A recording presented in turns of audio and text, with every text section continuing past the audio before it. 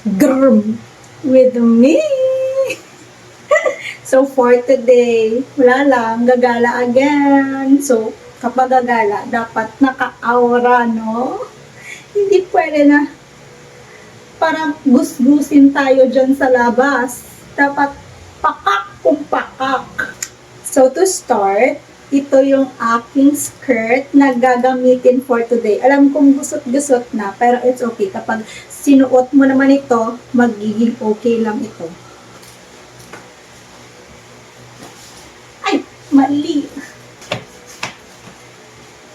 Ayan.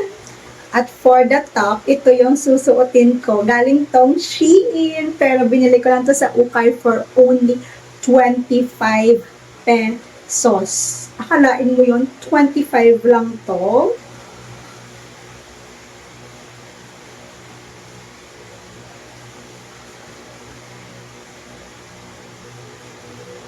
So, ayan!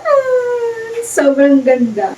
Maglagay din tayo ng mga abubot, like earrings.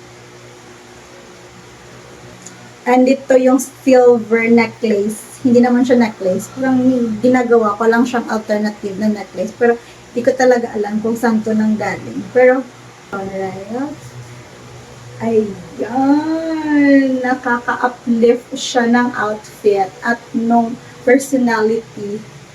Diba? And for the shoes, I'll be wearing this one. Kala mo naman talaga.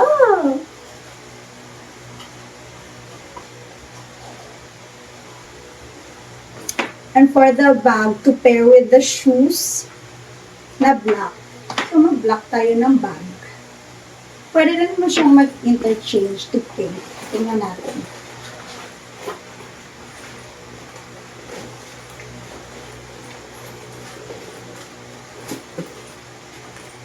Much better siguro kapag pink.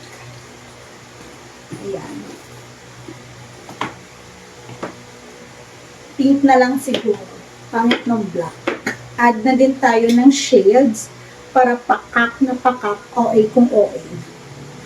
Kasi yan naman talaga yung goal natin, maging OA sa life. So this is the look.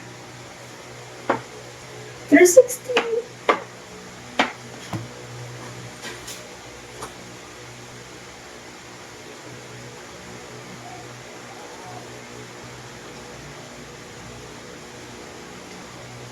Yun lang naman yung outfit natin for today and see you again next time.